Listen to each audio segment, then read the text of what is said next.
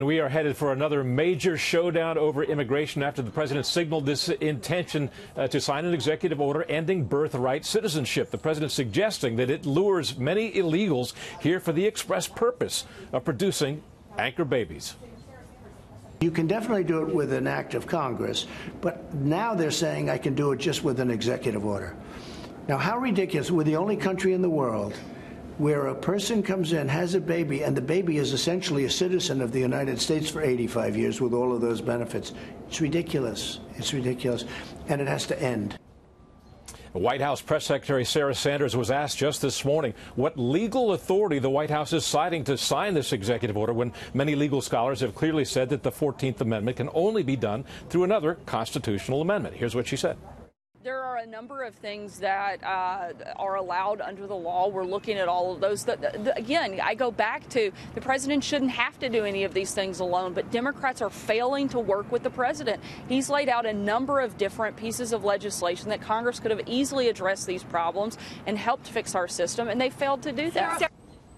Indeed, immigration experts note that we actually have birthright tourism in this day and age where foreign women get a tourist visa. They can stay with organizations that provide lodging and birthing services. Their newborn child becomes a citizen, and eventually the parents do too through chain migration.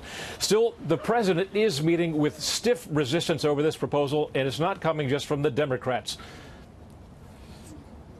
You cannot end birthright citizenship with an executive order. You know, as a conservative, I'm a believer in following the plain text of the Constitution, and I think in this case the 14th Amendment's pretty clear. And that would involve a very, very lengthy constitutional process. The president will not be able to take away the birthright by executive order or legislation. That birthright is there. It's the 14th Amendment of the Constitution. Senator Lindsey Graham is among the president's supporters. He tweeted yesterday, quote, "In addition, I plan to introduce legislation along the same lines as the proposed executive order from the president." There is no doubt a real political component to this as well. The White House has seen how these repeated images of the caravans coming up through Mexico has really instilled a fire within the Republican base. And with just 6 days to go now until Election Day, they want to keep that fire alive, and they see this as one way to do that.